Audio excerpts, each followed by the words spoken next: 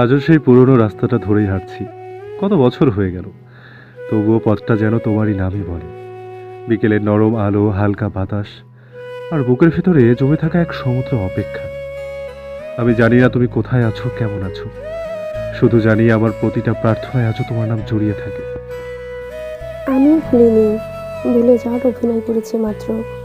জীবনের বাস্তবতার ভিড়ে নিজেকে লুকিয়েছি, কিন্তু হৃদয়ের যে কোণে তোমার জন্য জায়গা ছিল, সে জায়গায় আজও কেউ আসেনি। মাঝে মাঝে জানালার পাশে দাঁড়িয়ে আকাশের দিকে তাকাই আর ভাবি, তুমি কি আমায় মনে করো?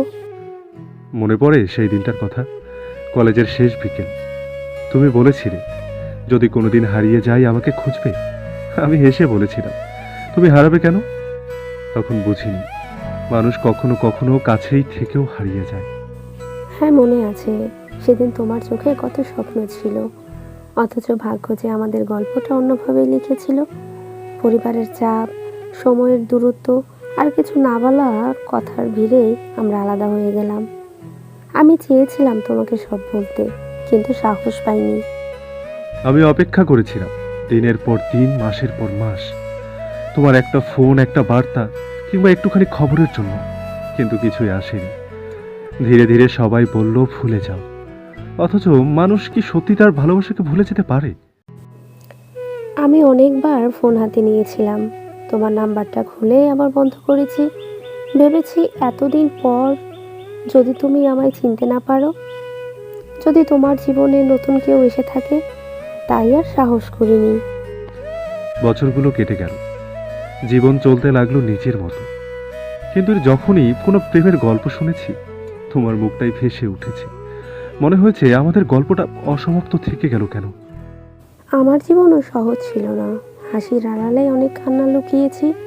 মানুষ ভেবেছে আমি খুব সুখে আছি, অথচ তারা জানতো না আমার সবচেয়ে প্রিয় মানুষটাই আমার জীবনে নেই। একদিন হঠাৎ সোশ্যাল মিডিয়ায় তোমার একটা ছবি দেখলাম।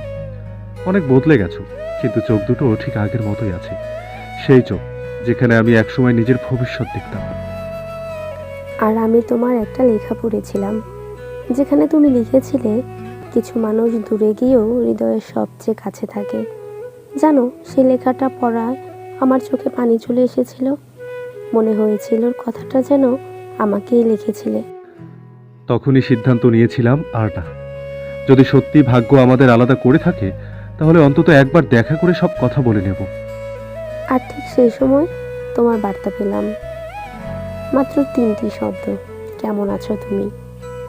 কিন্তু সেই 3টি শব্দ আমার ভিতরে হাজারো অনুভূতিকে জাগিয়ে তুলেছিল। বার্তাটা পাঠানোর পর আমার হাত কাঁপছিল, ভয় হচ্ছিল তুমি হয়তো উত্তরই দেবে না। কিন্তু আমি উত্তর দিয়েছিলাম, কারণ এতদিনের নীরবতার পর আর নিজেকে আটকাতে পারিনি। তারপর শুরু হলো আবার কথা বলা, প্রথমে অল্প, তারপর একটু বেশি। ধীরে ধীরে মনে হলো সময় আমাদের দূরে সরিয়ে দিলেও অনুভূতিগুলোকে মুছে দিতে পারেনি। সত্যি, আমরা দুজনেই বদলেছিলাম, বড় হয়েছিলাম, অনেক কিছু শিখেছিলাম, কিন্তু হৃদয়ের গভীরে লুকিয়ে থাকা ভালোবাসাটা একই রয়ে গিয়েছিল। অবশেষে সেই দিন এলো, যেদিন আমরা দেখা করব। আমি আগে ভাগে পৌঁছে গিয়েছিলাম, বুকের ভিতর অদ্ভুত এক উত্তেজনা কাজ করছিল।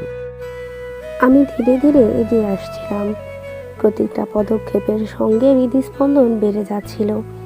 মনে হচ্ছিল কয়েক বছরের আগের সেই মেয়েটা আবারও ফিরে এসেছে। তারপর তোমাকে দেখলাম, সময় যেন থেমে গেল, চারপাশের সব শব্দ হারিয়ে গেল, শুধু তুমি আর আমি। আমিও তোমাকে দেখছিলাম, মনে হচ্ছিল এতদিনের দূরত্ব, কষ্ট আর অপেক্ষা এই মুহূর্তেই মুছে যাবে। আমি শুধু বললাম, এতদিন কোথায় ছিলে? চোখের পানি মুছে উত্তর দিলাম, তোমার কাছেই তো ছিলাম, কিন্তু তুমি দেখতে পাওনি। সেদিন অনেক কথা হলো, না বলা অনুভূতি, জমে থাকা অভিমান, সবকিছুই খুলে বললাম। আর বুঝলাম, ভালোবাসা কখনোই হারিয়ে যায় না, শুধু সময়ের আড়ালে লুকিয়ে থাকে। আমি তোমার দিকে হাত বাড়িয়ে বললাম, এবার আর হারিয়ে যেও না প্লিজ। আমি তোমার হাতটা শক্ত করে ধরে বললাম, যদি ছেড়ে না দাও তাহলে কখনোই যাব না। জীবনের সব গল্প পূর্ণতা পায় না, কিছু গল্প মাঝপথে থেমে যায়, কিছু গল্প হারিয়ে যায় সময়ের স্রোতে। কিন্তু সত্যিকারের ভালোবাসা যদি থেকে যায়, তাহলে একদিন না একদিন তার পথ আবার মিলবে। কারণ ভালোবাসার সবচেয়ে বড় শক্তি হলো অপেক্ষা। আর অপেক্ষার শেষে যদি প্রিয় মানুষটাকে ফিরে পাওয়া যায়, তাহলে সেই অপেক্ষার প্রতিটি মুহূর্তই সার্থক হয়ে ওঠে।